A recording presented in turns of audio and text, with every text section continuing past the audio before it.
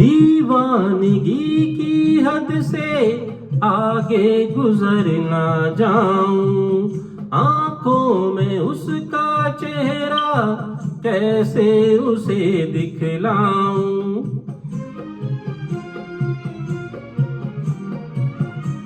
दीवानगी की हद से आगे गुजर ना जाऊं, आंखों में उसका चेहरा कैसे उसे दिखलाऊं।